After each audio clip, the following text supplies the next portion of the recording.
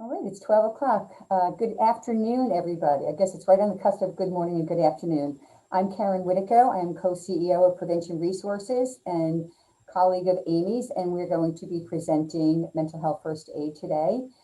And a couple of things. Nick's going to do, our other colleague will be talking about some housekeeping things in terms of CEUs and our gift card drawing. But I also want to make sure that you keep your, stay on mute unless you have some questions, but we're going to do most of our questions through the chat, since we do have quite a few of us today. So Amy is going to be our primary speaker. I'm going to be assisting her. And I'm going to turn this over to Nick so we can go through some housekeeping. Nick? Hi, everyone. Happy St. Patrick's Day. So just a couple things.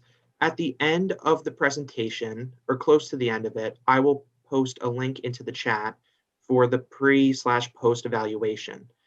If you want to get in the running for a $50 Amazon gift card and get your one CEU, if you're interested in that for attending today's presentation, you have to fill out that pre and post evaluation. So make sure you do that. And it's even in the email I sent this morning in case you missed the link. Also, just if you have any questions, there is a Q&A button at the bottom of the screen. So just click on that and type whatever you want to ask in that at any point in the presentation. And once Amy or Karen sees it, they'll try to answer it as quickly as possible or at the end. Mm-hmm. All right. And without further ado, I'm going to pass it over to Amy and we can get started. Hi, everybody. Let me just share my screen again. Okay. Welcome to Lunch and Learn today. We're going to talk about mental health first aid. This is a topic that is not only important for those assisting professionally within the community, but for everyone within the community. We're going to discuss mental health prevalence, what mental health first aid is, the common mental health issues, causes of mental health issues, types of training, the action plan, and even a do-it-yourself mental health first aid kit.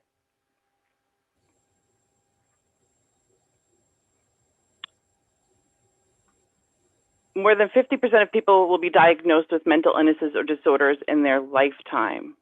That's 1 in 5. In 2019, that was 51.5 million Americans. Also, that's over 7 million children, and 13 million of those Americans will experience serious mental illness. These were all provided by the National Alliance of Mental Health Institute.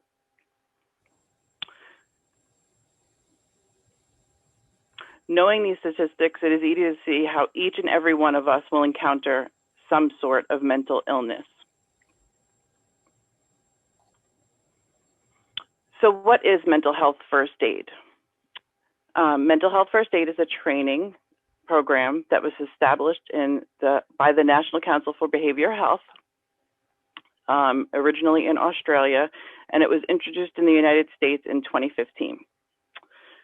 The goal of this program is to teach individuals to identify, understand, and respond to the signs of mental illness.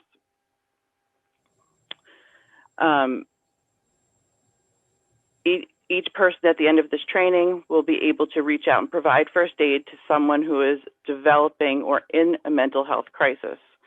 It also improves your understanding of mental health by providing an action plan.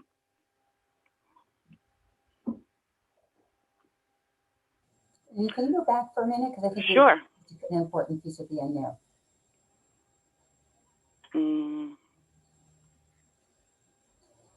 So I think it's really important, takes the fear and hesitation out of initiating mental health conversations. It's something we often avoid. If we see something that we don't understand or don't know what to do, and avoidance can make the person feel shame, and this also adds to a lot of stigmatizing issues around mental health in our country.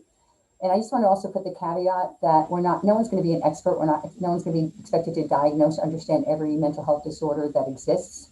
It's really more of a common sense approach, no different than learning CPR and knowing to have that first aid kit and how to use it. So I just want to make sure that we mention that. Many people have benefited from this training already.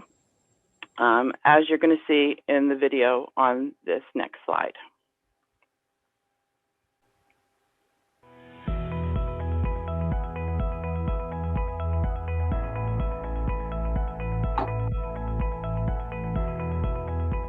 First aid is all about medical emergencies, but what about mental health emergencies? Millions of people suffer from some form of mental illness, so knowing how to identify a mental health crisis can be critical. Tonight we're showing you a class teaching people to do that. It's part of our Changing Minds project. Mental health first aid is equivalent to CPR, but it's for people having an emotional crisis. And you're much more likely to see someone having an emotional crisis than you are to see someone having a coronary.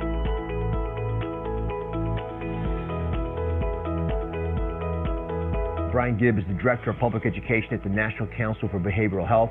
I had the privilege of taking a mental health first aid course with him recently. Well, the key is to have open communication, and I think that one of the things we teach in the mental health first aid course is non-judgmental listening. And that's about saying just what you said in the previous segment, which is, I'm concerned about you, I care about you, here's what I've noticed that concerns me.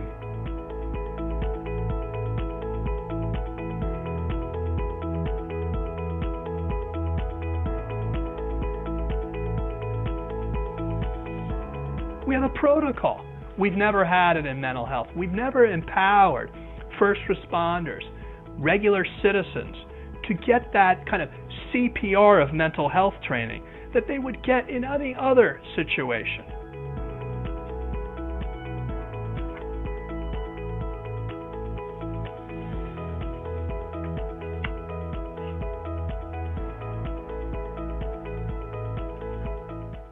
In October, on World Mental Health Day, I get trained and certified in mental health first aid and learn how to identify some of the signs of mental illness to help people get the support they need.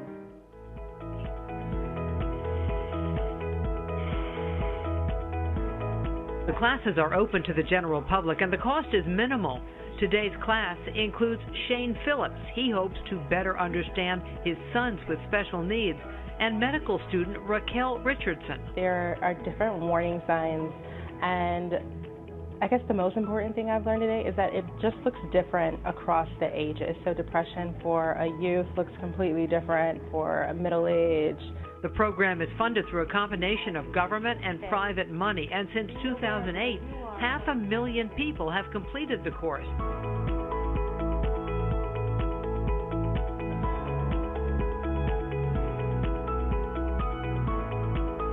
And the National Council for Behavioral Health will be training 3 million people in mental health first aid. I went through some of this training a few weeks ago, a shorter version of it, I have to say. But even in that short time, I saw just how useful these tools were. It really gives you the skills you need to identify and ultimately help someone in need. Because you never know when these skills might be useful.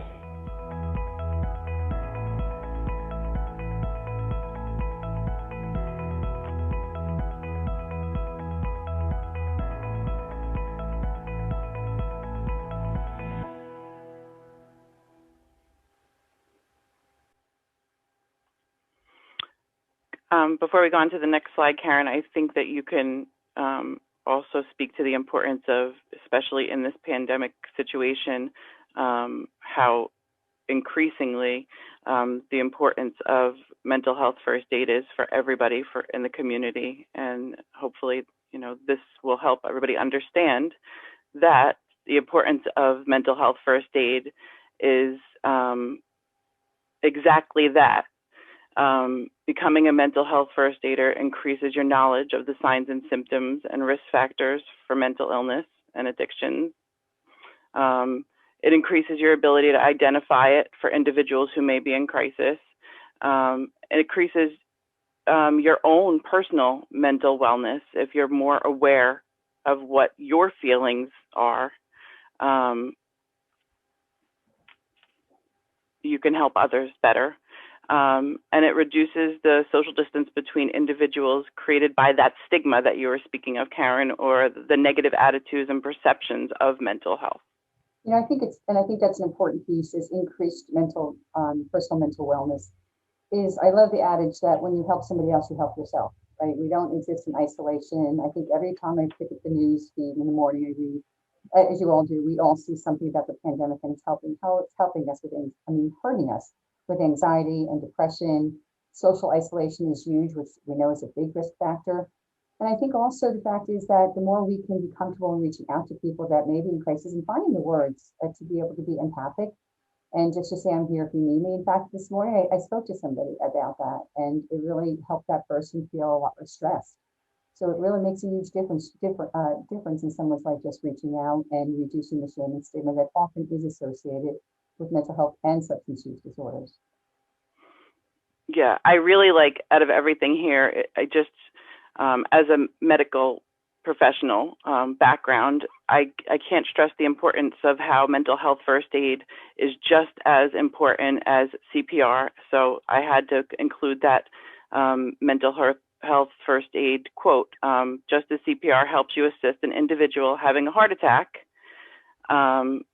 mental health first aid helps you assist someone experiencing mental health or substance use related crisis.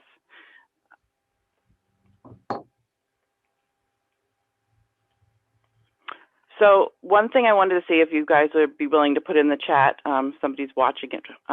What are some of the most common mental health disorders that you are familiar with or that you've experienced or interacted with?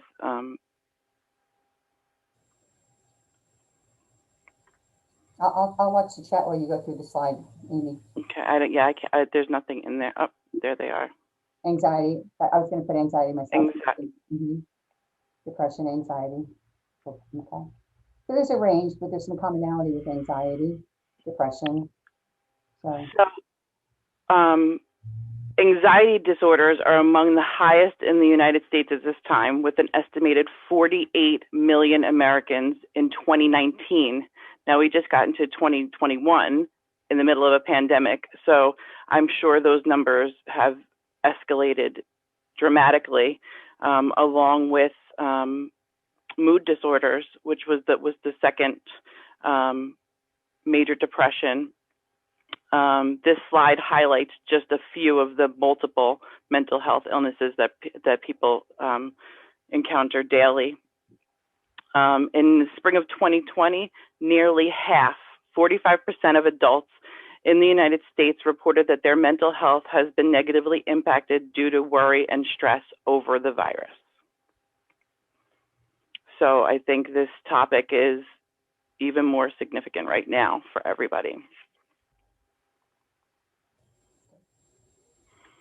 It's also important to stress that there is no single root cause for mental illness or issues.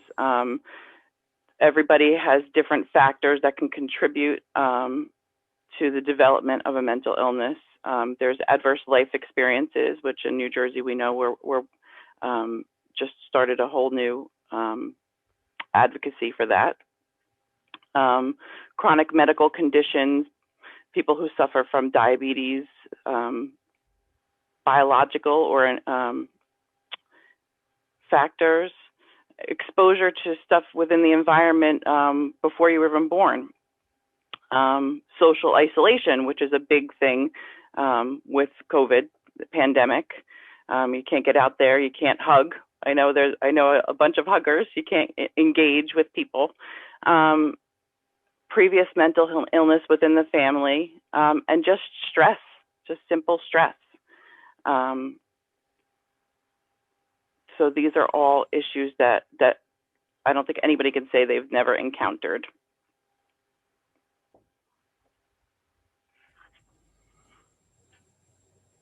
Knowing that mental health first aid is offered in multiple types of training.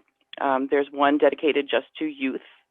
There's adult trainers as well as teen.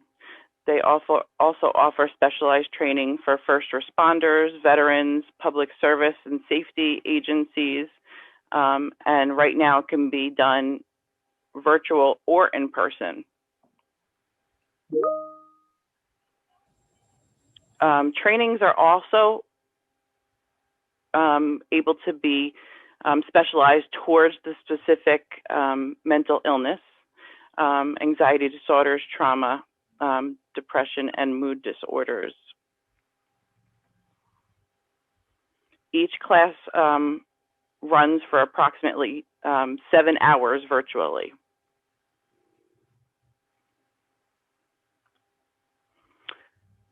Just as we have CPR, as we've discussed for the regular first responder, mental health first aid has a 5-step action plan that provides aid to someone who may be in crisis, known as ALGIE, which stands for assess, listen, give reassurance, encourage appropriate professional help, and encourage self-help and other strategies. And I think this is really important to stress about the listen non-judgmentally. If somebody shares with us that they're depressed and they don't know what to do, we don't want to immediately think that there's self-harm involved, because depression has many different ranges. But what it is to know when to refer to a professional, when to get emergency help, as opposed to listening calmly. Sometimes we just need somebody to listen to us and to validate that it's okay to have these feelings, and to be empathic and compassionate. So I think it's the cornerstone of mental health first aid, really. It's also important to note that this is a non-linear plan. You don't need to, start with A. Each person is going to have a specific need. They're going to need to listen in order to assess what's really going on for them. Or maybe you need to give reassurance before you can even begin to have a discussion and listen. So right now, they're working on explaining how this can go in a different order. It doesn't have to necessarily be done in ALGIE format. So that is the graphic explaining that it's non-linear, and that you can start from any point when you do have an encounter where you need to assist somebody. The next video is actually co-founder Betty Kitchener, who started the mental health first aid training, explaining a little bit more on the ALGIE action plan and what it is really meant to do. Most of you will know that in a regular first aid course you learn an action plan, DRABC. Some people call it Dr. ABC. And this action plan is like a mnemonic to help you remember what to do. So when there's a bit of a crisis, an accident, someone needing help, rather than getting too anxious, legs going to jelly, you think, oh, DRABC, it reminds you what to do. DRABC doesn't suit mental health first aid. We have our own action plan, and it is ALGEE, and I'm going to explain to you what that is. We call it ALGIE, and to help you remember that, we have... Oh, I'm sorry. I apologize. Most of you will know that in a regular first aid course you learn an action plan, DRABC. Some people call it Dr. ABC. And this action plan is like a mnemonic to help you remember what to do. So when there's a bit of a crisis, an accident, someone needing help, rather than getting too anxious, legs going to jelly, you think, oh, DRABC, it reminds you what to do. DRABC doesn't suit mental health first aid. We have our own action plan, and it is ALGEE, and I'm going to explain to you what that is. We call it ALGIE, and to help you remember that, we have our mascot, Algie, the koala. So please meet Algie, the mascot of Mental Health First Aid. Hello. And Algie is going to help me to teach you what our action plan is. So first of all, A. A is for approach, assess, and assist in any crisis. It's a bit like the D for checking for danger with regular first aid. How do you approach someone that you're concerned about, that you think's not travelling well, might have some psychological distress, developing a mental health problem? You can't just bowl up and say, hey, I think you've got... There's a way you've got to learn to try and approach them, and it's different for different people. And then you need to assess to see if they are in a crisis, and if they're in a crisis, you need to learn how to help them. Are they suicidal? Are they self-injuring? Are they in a high anxiety state? The next letter in our acronym is L, and that stands for Listen Non-Judgmentally. If you're helping someone, they need to know that you're listening to them without judging them. So you need to listen carefully and to show them that you care. G, give support and information. When you're helping someone with a mental health problem, you need to be able to offer them some practical help, some emotional support, and also some information that may help them. For some people, that may be a really good URL, a website. For other people, it may be a brochure, or it may be some verbal information. ALGE. E stands for encourage appropriate professional help.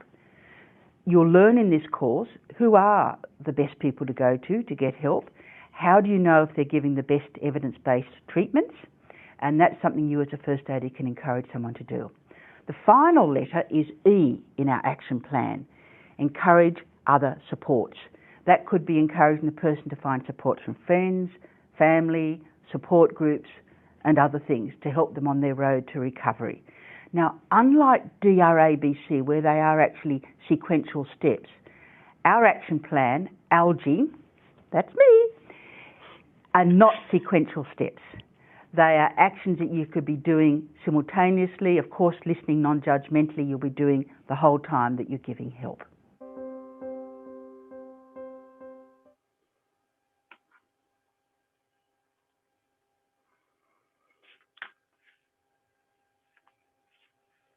So I think she gives the best description of ALGE and their action plan with her koala. I think I watched it multiple times. But again, you go back to the key where it's nonlinear, or you can be doing multiple things at one time, and really engaging with the person and knowing how you can best help them and get them the support they need. We're not, just like CPR, we're not the ones who diagnose or treat. We're the ones that get, we're the first responders, and that we get them the assistance that they need. I don't know if you have anything that you'd like to add to that, Karen. I think we're good.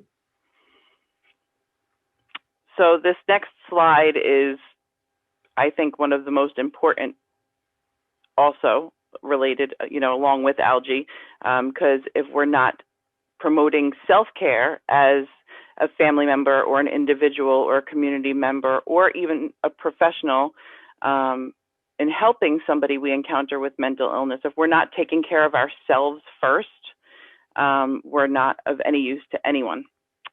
So the mental health first aid program talks a lot about self-care and checking in on your own well-being to ensure that you can provide the best outcome for those you interact with. And I think it's also important just to think about all the dimensions of wellness. And SAMHSA has a great publication on the 8 dimensions of wellness. And those of us that work with people probably know what some of them are, but some of them are a little bit not as open, not as easily recognizable. One is financial stress, right? Because we know during the pandemic, so many people have been homeless, they've been food insecure. That's just one of 8. But it's a great. If you're interested in more on that, look that up in SAMHSA, and I can put it in the chat if anyone's interested. So the next slide that I have is examples of how you can build your own, what they call your mental health first aid kit, because it starts with you, and some ideas of things that you can do. And if there's any suggestions or personal tools that you have in your first aid kit, please share them in the Q&A. But breathing exercises, listening to music, meditation, those are all things that are great for self-care for you. There's also support groups where you can interact with others. And then you have, daily self-care tools such as exercising or eating healthy or sleeping better, and just taking those walks and spending time in nature. That is how you build your own mental health first aid toolkit in order to assist others. And Rocky beat me to my question in the chat. And, one the downside to Zoom is we can't all talk at the same time because there's a lot of us here. But, Rocky just said, I was going to say, put in the chat what works for you. Sometimes seeing what somebody else does helps us learn something. I know Rocky put playing with her doggies, and that's one of my favorite ones. It's just when I'm feeling down, they make me feel up. But share that in the chat. We can learn. We can always learn from one another. Yeah, we have a lot of dog lovers at PR and the Success Centers. So that's definitely something that we do for self-care is snug with them. So Rocky is right. I like baking. Great. There's a lot of good suggestions here. Right, very good ones. I know the weather is getting warmer. You can finally get out there. I mean, you can bundle up, but it's so much nicer in the sunny weather to walk, right? Yes, a good laugh. I love that, Claudia. It's so true. A good belly laugh helps relieve stress. All right. Okay, so let me close this, sorry. All of the information, majority of the information was gotten from mentalhealthfirstaid.org. And if you go there, you could find where you can take a course. There's so many reasons to become a mental health first aider, especially now with the current pandemic. You want to be able to help each other and yourself as well. So you can become prepared to handle mental illness, mental health crises when they occur. You can help people, every day in your community. And it's a very common thing that really needs to be looked at further. It'll help you care for your family, your friends, and community to build a positive change related to mental health.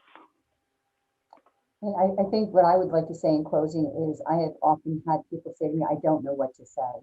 And it's okay to acknowledge you don't know what to say. But I think just being caring, being present in the moment, giving somebody your undivided attention, that means turning your phones off and, looking at that person can really, it's immeasurable how much you can help a person just to feel more connected.